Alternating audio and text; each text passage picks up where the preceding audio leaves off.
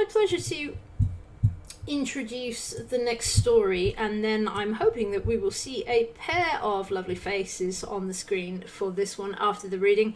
Again, this is one that I worked on in the editing process, and it's a story that's been very stuck in the back of my mind. Some of the imagery in it really burns into your head in the most visceral sense of the word. This is Crimson Constellations, which takes us right into the here and now, into a pandemic times story where a deadly virus is sweeping the world.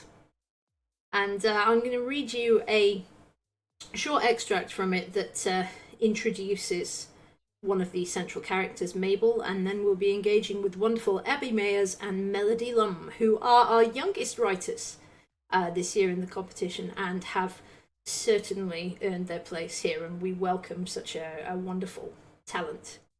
So this is a brief extract from Crimson Constellations, and then we shall speak to Abby and Melody. They called it a chip, and it would be inserted onto the optic nerve to alter the vision, giving the individual the ability to see the virus. Whether this was safe or even possible had only crossed her mind after she had run to the location and hastily signed her name. Lost in a chain of frantic thought, she hadn't realised that she was at the front of the queue. The rush of jittery nerves sprung through her veins, adrenaline making her vision sharpen. Her pulse raised, her hands grew clammy. The door to her right swung open, spilling light into the shadowy corridor as Mabel was beckoned in. Spooky. Spooky indeed. Aha! There you are! Welcome, welcome, Abby and Melody. Absolutely wonderful to speak with you. How are you doing? Good, thanks. Yes, it's a real pleasure to speak to you in person, of course, because I must say, you've been an absolute dream to work with during the editing process, and we're very, very proud to have the two, the youngest writers that we've had published, I think, so far in this competition, and representing so very well for your own voices and future focused issues. So it's an absolute pleasure to have you here. Thank you. Thank you. So, I wanted to allow you to have a chance to sort of introduce yourselves and talk about yourselves, so individually and together, indeed, as a co-writing team. So, if you could, each sort of let me know what brought you into the writing world, and especially into writing together during these times. Well, it's a bit of a strange one because we've never written together before or done anything like this together before. Yeah. And you'd been more of a writer than me, and you'd taken English literature for A-levels, and I hadn't. I took theatre studies, and that's what kind of got me interested in the writing, because I'd done sort of script work before. But yeah, writing together, we were advised by our librarian to have a look at it, and we did, and we just sort of jumped at it rather than thinking about it too much. Yeah, definitely. Yeah, we did sort of like find writing together a lot easier than we thought I'd done, because I've written with other people in the past, and you always end up sort of having a bit of a clash at some point, but that didn't seem to happen. So yeah, it was a lot easier. I think we're quite similar in our ideas about things. So Yeah, it's an incredible thing. It puts me in mind that Kel and I have tried to write together. So you think you're very similar to somebody until you actually work with them creatively. So yeah, it could be a very sticky situation. Indeed, it's never gone well for us, but we keep trying. So yeah, how did it work for you, particularly with the pandemic and the lockdown, to be able to work together? How did you manage it? It was quite difficult because of the weather as well. Because we were doing it sort of in the autumn, winter months, and it was very cold. But oh wow, in the time in like the UK where we couldn't go inside with other households and things, so we swapped a lot of our silent studies at school so that we had more frees together. We could work on it then. Marvelous. A lot of it was written on like a bench in a field and in my garage with the door open. So with hot water bottles and coats and blankets. Yeah, trying to keep warm must be right. That's quite interesting that you felt the need to be physically present together whilst you were writing, that you didn't rely too much on a sort of back and forth, technologically speaking, during the development then. Yeah, definitely. And I think we quite like the physical element to it as well. So when we were like doing it in the field, we'd have scenes where we were trying to map out what we were doing, and you were acting it out. That's fantastic. It's a lot more it's a lot different to being like on a call, because we have obviously had to do some things over call to do with this, like the bios and things like that. So it was going to be, I think it would have been a lot more difficult to write with not being physically together. So we worked around the weather and COVID. We got that. Oh, I think that's fantastic. Really, it's wonderful to hear that I'm not the only person who walks around acting scenes out when I'm writing. although I would not get away with your youthful graces of people running around in a field now. I would probably be carted away somewhere if, especially since I write horror, so some of the actions are not publicly friendly. It was just really simple things sometimes, like how you sit down and facial expressions and different things like that, from how someone's walking out of a room, and attitudes and various things like that we wanted to be able to capture physically in our minds before we translated it into words.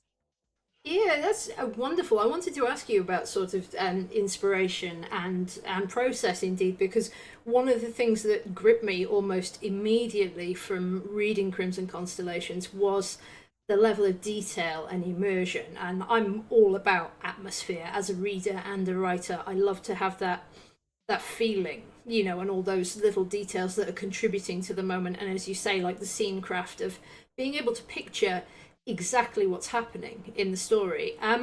So, how did that come about for you? What were the inspirations behind wanting to write this particular story? Well, I think we thought about a lot of different like social issues and political things, but I think because we were sort of in the moment, like in the pandemic, that it was something we could both relate to a lot more than anything else we've come across writing about. And I mean, we try and use a lot of imagery, and like we say, we just sort of imagine it how it is, and by like recreating it and basing it on things that we've sort of experienced. And we sort of automatically went into parts of the story that we could directly relate to, like basing it in a very secluded area that with no big cities or anything, because we do live in a small village, so we could relate to that element of it, and the setting, and the relationships as well with siblings and parents. We directly took from our experiences, so we could write more realistically, I suppose. But we did look at quite a few different themes, and like you were talking about at the start, with different protests and social issues, but I think we took something slightly smaller. That we could relate to a lot more. That's really interesting, because I mean, obviously, because the central idea of it is the virus, there is an obvious inspiration staring us all in the face because of the time that it's being published. You would believe, actually, we did not get many pandemic related stories at all. I don't think most people were brave enough to go through the cathartism of trying to write it whilst they were living it, so I applaud you for that, certainly. There's a lot of other sort of themes and issues that are woven into it, and good representation for characters who are casually members of the LGBTQ plus community as well, without the story having to be about that, which I as a member of the community myself, I'm always very pleased to hear that, and to see that kind of representation coming through for sure. You talked a little bit there about relationships, and one of the themes that I really enjoyed, and whilst we were doing the editing process, that sort of came out more and more for the emotional investment with Mabel, is this idea of family loyalties and relationships. So if you could talk a little bit more about where that sense of portraying that in such depth came from for you. Why did that become such an important part of Mabel's character? I think especially within the pandemic, we've all been drawn close into our own homes, so we've had to spend a lot of time with our own families and learn to value our relationships with our families. Yeah. I suppose it was a bit more relatable for you because you do have one brother. Yeah. And I have a lot of siblings, so it's a bit different in that sense. But I think that protectiveness that we had over and our we saw siblings. we saw it with ourselves, but also with like our friends and a lot of people who are sort of more vulnerable to coronavirus, and like sort of the element of being really protective, that it's like affect people a lot more than they sort of thought it would. And obviously families just getting drawn together, and Mabel's very loyal character and very protective. Yeah, she certainly is. It's nice to see characters who care without sort of being walked on as well, because she has a lot of agency and a lot of independence to her at the same time, and I really appreciated that balance in her, which was there from the off, and it immediately makes for a character that you can sort of feel for but admire at the same time. A flawed character that still has so many positive things going for them, which is a real credit to her development in the story. I wanted to ask you about where these sort of futuristic, like cybernetic elements of it came from, because I read the short extract, which gives people a little bit of an idea about where the story is going, with this experimental idea of a chip being inserted to the optic nerve that would make the particles of this deadly virus visible. What led you to that idea, and then how did you work it out to make sense in the story? I think it was quite difficult to practically do it and make it sort of like believable, I suppose.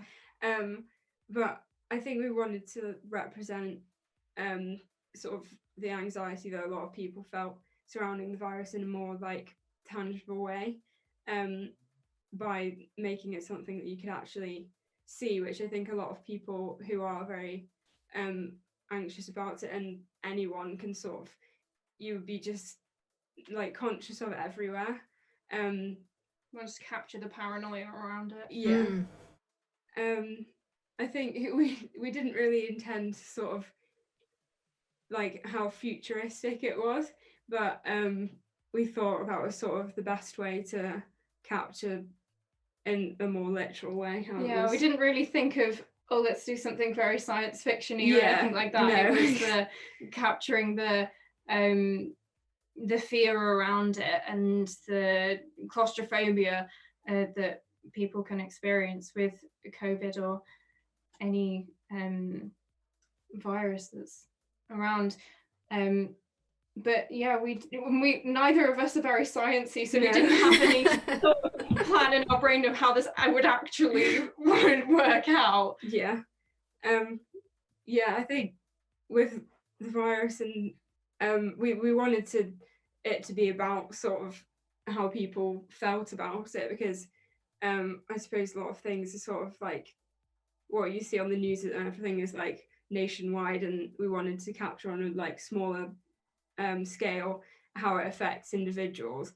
But I think especially as we didn't really know in the moment how it was sort of ending or how we were sort of getting out of it at that point, so we couldn't really vaccines at that point or No, anything. so we couldn't really picture sort of how it was gonna end and things.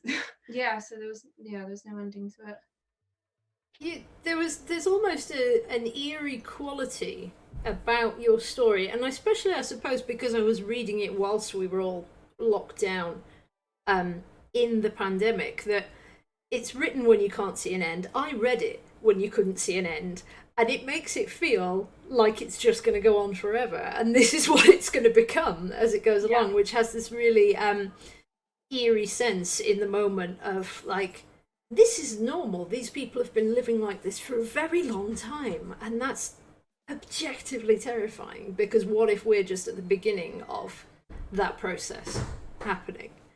Yeah. Which is very chilling indeed. It's got some wonderful as you say, this sense of paranoia and these really quite visceral horror elements to it, which I adored from start to finish, and I think indeed encourage you to do more of as much as possible when we were working on it. How do you think, it's a similar question to what I asked Rowan earlier about how readers will respond to your story. How do you think, readers, particularly of your age, might respond to it now, and how we might, looking back from whatever the future holds?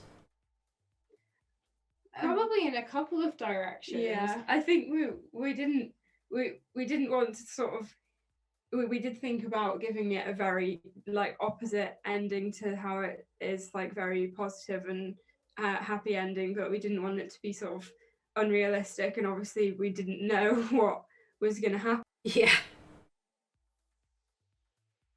We started it to go in the direction that it did on the ending. Yeah, neither of us are very big horror readers or writers, but that's, I think, the way we probably felt at the time surrounding the pandemic greatly influenced how it finished, and maybe a sense of hopelessness at that point.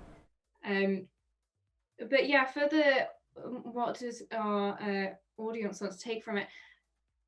I suppose from what you were saying before with the individualized perspective, like whoever you meet, you don't know how they've taken this pandemic or whatever troubles there might be. Relationships, and you don't know where anyone's situation has landed. So I think appreciating the delicacy of those around you, I suppose, and how fragile they can feel.